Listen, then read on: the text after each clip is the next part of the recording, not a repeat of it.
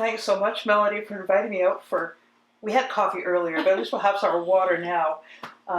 Welcome to Litchfield. Yeah, thank you. I've entitled this the Litchfield Discussions. One of the things we wanted to do was to go through the RASC Lunar Observing Program. Just have a brief discussion about what they're all about, just so people know what to expect and how simple it really is. So, how long have you been observing? When did you become an observer? 2010. Ah, so you've been at it 4 years longer than I have. That's why I rely on your expertise. Oh. So, this is focusing on the moon. Why should we observe the moon?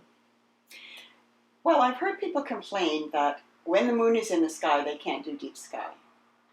But if the moon is going to be in the sky for 2 weeks out of 4, having that moon light, why not study the moon? Why not look at the moon? Always something to look at, whether it's moonlit or deep sky dark. True, it's easy to find too. Mm-hmm. And it's our closest neighbor. It is. And regardless of whether you're in the city or out here in your beautiful dark sky area, you can still observe it. You can. Which then leads me to my next question. You've heard me use the term observe. And I know that there is a difference between, yeah, I see it, and yes, I'm observing it. What's the difference? Okay, so I would describe the difference, Judy, as when you look at something in the sky, oh, isn't that lovely? And the next step that you could take is you identify. Look on a map or looking on Sky Safari to identify what you're looking at. And the step further than that would be to put your observation down on paper, which includes, for me, a sketch.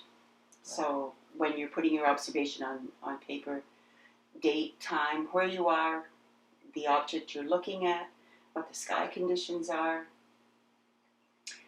and a sketch to because that requires you to look a little bit longer,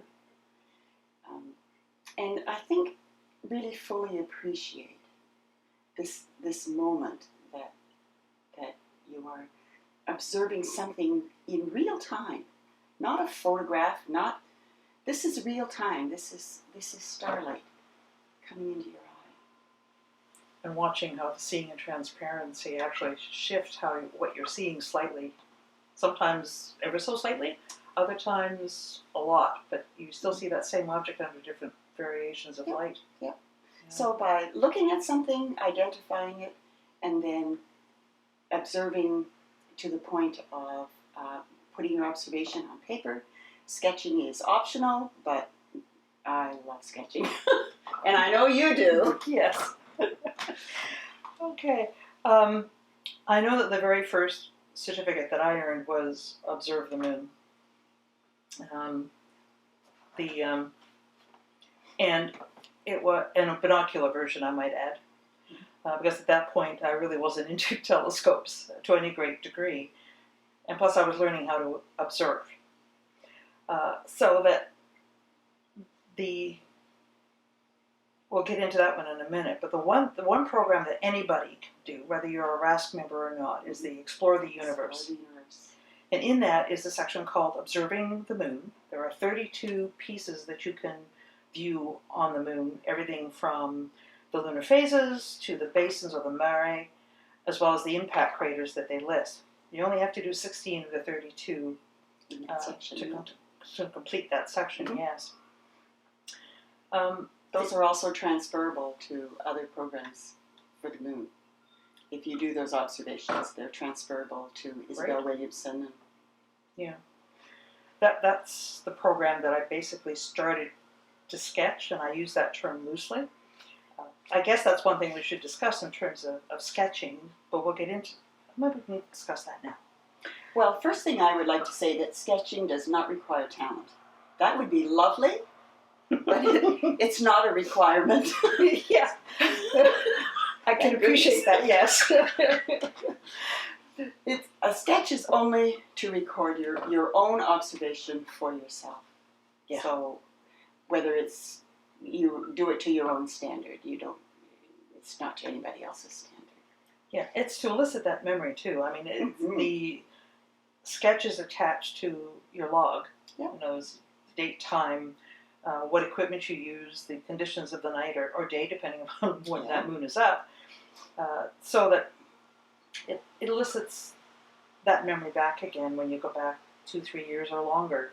Oh yeah, I remember that because of something special, or maybe not so special, but that you still remember it.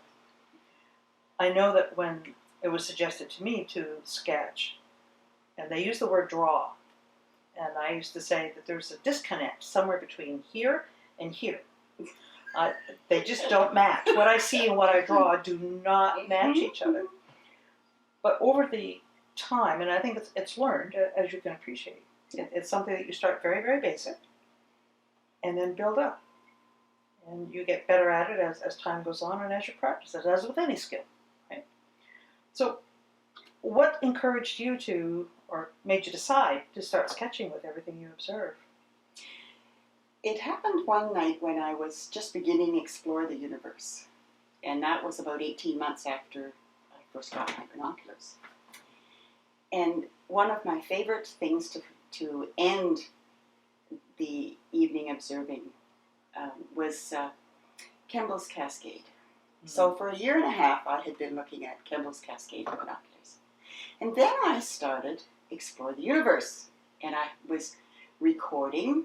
I had observing sheets, and I was recording when and where and what I was doing. My first sketch was Venus, and there was a dot in the middle. That was it, just a dot in the middle of the circle. So this was page 4, and I did Kemble's Cascade, and well, I did the upper part, and then the lower part, and I thought, oh, there's something in the middle there. I'm not quite sure what that is. I'll have to put another eyepiece in. And when I did, there was an open cluster, a beautiful open cluster, NGC 1502. I had missed that for 1.5 years. Wow. But the night that I was sketching, I found it. And that changed everything. That changed the way I look at the sky. And I realized that night that by sketching, I was looking just that little bit deeper. Neat. Neat.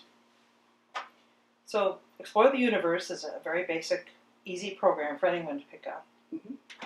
We go from there to Observe the Moon, which we mentioned earlier, and there's 2 versions. There's the telescope as well as the binocular. Yeah. You've got the certificate for the telescope version. I've got the one for the binocular. It shows you where we both were when that program came out. My sketches are very vague, so to speak, in terms of, because of the degree of detail you're able to pick out with a pair of binoculars. Yes. And at that point I had 10 by 30s, so detail wasn't great. But you had a telescope that allowed you to go right onto the lunar surface, correct? I used the 120 millimeter, my little Skywatcher for that. Yeah. And it's and for Observe the Moon, and I'm reading this because I don't want to forget, for the Observe the Moon telescope version, there are 94 required, so there are 8 optionals that you can do. But for the binocular, there are 40 features, period. There are no optionals because it's a much shorter list, as you can appreciate. And I thought the 40 items were daunting until I started recently, well, not so recently, the Explore the Moon telescope version. Mm-hmm. But it's interesting because you get to know a lot about the moon, don't you? Yes. Things like the geology, as you're reading about these features, the names of the geography in terms of crater wall versus rill versus valley versus rime versus katina, all those sorts of terms that you're going, huh? Yeah. But you are learning them. So it's kind of neat that way to do that. Then we come to your and my favorite program. You've already received your certificate for it, and I'm still working diligently on mine. And it's the Isabel Williamson Lunar Observing Program. Is it for a more experienced observer or not? I would like to quote Dave Chapman here. Dave said, "Observing difficulty is relative to experience." He feels that the Isabel Williamson Lunar Observing Program is not hard, but it takes preparation, a detailed lunar chart, good optics, careful observation, especially for the fine details, accurate reporting, patience, and diligence. And I would like to add inclement weather to that list. Because when you plan from one night to the next, the weather is certainly a major factor. And when we're observing deep sky, the shift of the seasons is fairly slow. You've got, if you're looking for something deep sky and you don't find it tonight, well, you could go out next week or next month and see if you can find it. That's not true with the moon. If you don't find it tonight, you have to wait till next month. And then next month comes and it's cloudy, so then you have to wait for the next month. So that's what Dave says here, that it does take good planning. Yeah, and hopefully the sky gods are with you. Okay, now you mentioned guides. There are a few that people can use. For instance, Isabel Williamson does refer to Ruckel, right? Yes. This is the book that is referenced all through the program. Now, just so that people that are going to be watching this video recognize that this is no longer in print, so unfortunately, it is a bit of a pricey item to obtain. Yeah. But apparently, National has something on their site that is based on that you can download, and it's basically the same maps. So if you can't get the Ruckel, that there is something on the Isabel Williamson program that you can download. Yeah. So that's good. So I've got the Ruckel at home, but I've also got this one, which is the Charles Wood and Maurice Collins Atlas of the Moon. And it's equally as good. It's got various general pictures as well as specific crater pictures in it, so it's quite worthwhile. And then we get into the electronic stuff. Oh. You use a program. I use the Moon Atlas on the iPad, and I used it more than the Ruckel. If something wasn't in the Moon Atlas, then I would look it up on the Ruckel. So the Ruckel actually always was at the observatory with me. Right, and yeah, the Ruckel is, and I've got the Moon Atlas as well as Moon Globe. Oh, Moon Globe. And when it comes to when is moonrise, moonset, I use something called photopills to figure that out as well. So, because from our backyard, it's limited view compared to your beautiful skyline that you've got out here. And of course, I think you and I both were talking about sketching. This is a program that, although it's not required, it's highly recommended that you do. And of course, you and I are both sketchers, and we have, and I think we both highlighted some sketches that we wanted to point out with the various things. And we're talking about, I was showing you earlier two sketches that I had. That one I drew back in August of 2017 when I was first getting into Explore the Moon.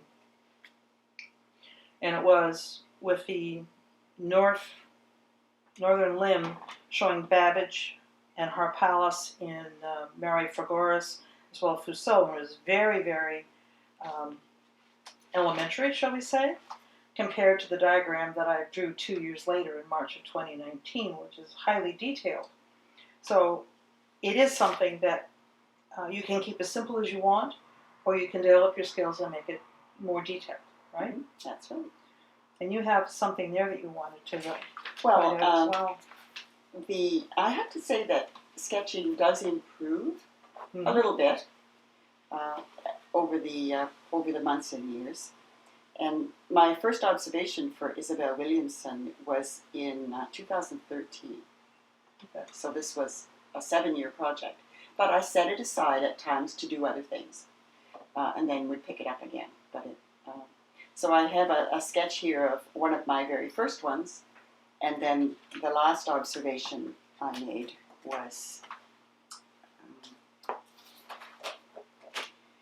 Mare Nectaris.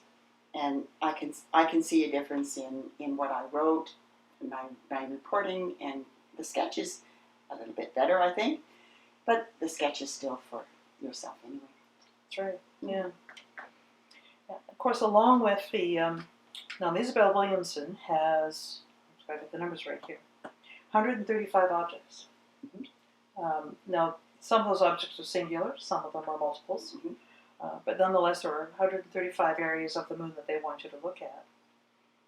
But along with that, they've got some optionals. Oh, yes. One of them being librations. Oh. Tell us a bit about that. Well, when we observe the moon, from our perspective, it looks like it wobbles, but it really doesn't. It's just our perspective. But what the libration does is it reveals a little bit more of the limb in a particular direction. And the Sky Atlas has a map of the libration, what dates through the month where the moon is tilted toward us. But sometimes the Terminator covers it, so that isn't any good then. I have to wait till it's illuminated and tilted. But there are also, it's also in the observer's handbook, a little dot beside the moon, which it tells that the libration is at that point, at that time. Also, if you own a copy of the Rask calendar, the little picture of the moon every day has a little dot as to where that libration is as well beside it. So it's a real quick, easy reference there too. So there's two Rask sources to find out where that libration is. But as you said, making sure that it's not on the Terminator. The second section, of course, is the Canadian connection craters. There's 7 of them. I've only got 2 done so far. I consider myself lucky that I found them. I think I have 4 done. Yeah, because these are optionals. Yeah. And then there's this wonderful beast called the Lunar 1000 Challenge, which thank you very much for providing the copy for me, so it's big enough to actually read. Yes, and to write things in. And to write things in, yes, exactly.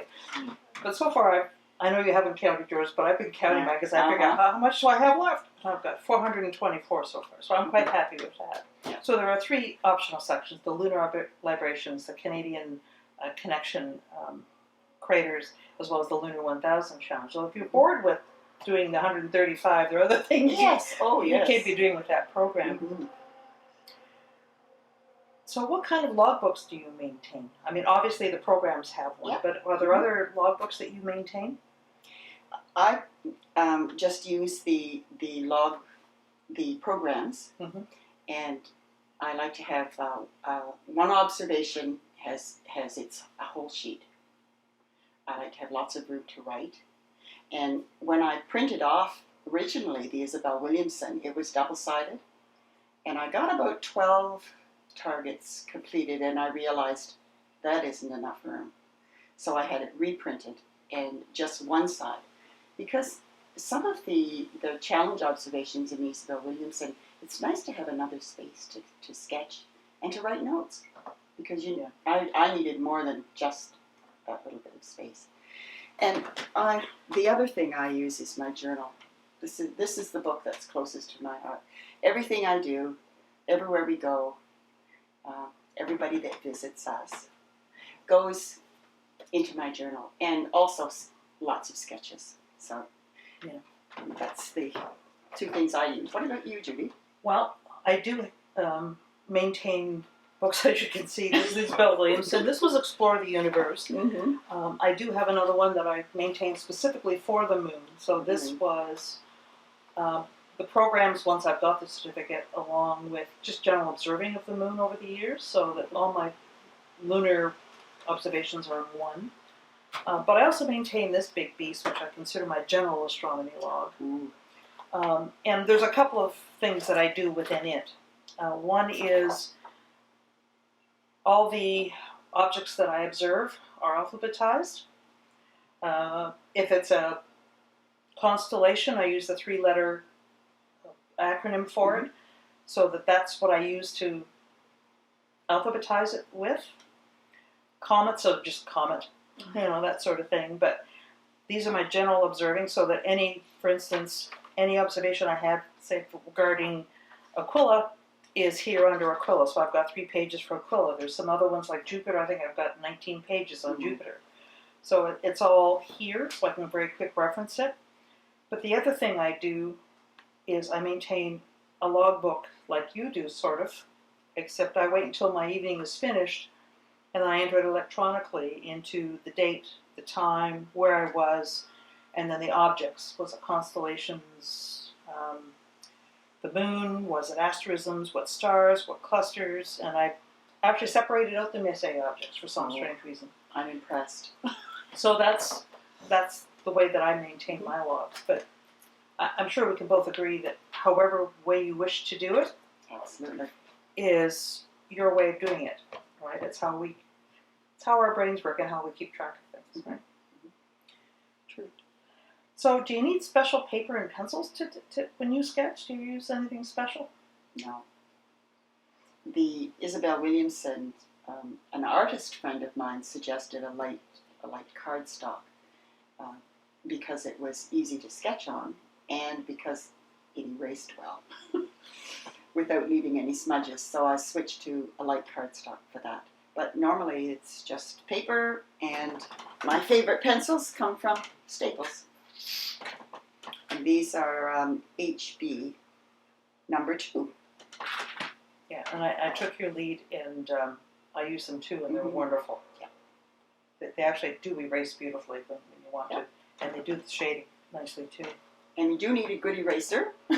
Yes, there is that. And that's it. Not very fancy. It would be lovely to actually have some instruction about what pencils to use for what and how to shade and that. But that hasn't happened, so. But as you said, it's all personalized, and it's a matter of, I think the only tip, if you'll pardon the pun in a moment, that I used was one from Nova East at one point when they used a Q-tip to smudge the pencil so that it was more evenly smudged, so to speak, in the lighter grays, or even the darker grays for that matter too. But anyways, logging, observing, sketching, it's all part of the experience, isn't it? It is. It's a wonderful experience. Well, thanks so much for inviting us up here today and having this wonderful discussion. It's been wonderful. Thank you. And hopefully people that are watching this will pick up one of these programs, be it for the universe, one of the versions of Observe the Moon, or the Isabel Williamson Lunar Observing Program, because they're all great programs to participate in. They are. Thanks, Melody. Thanks, Judy.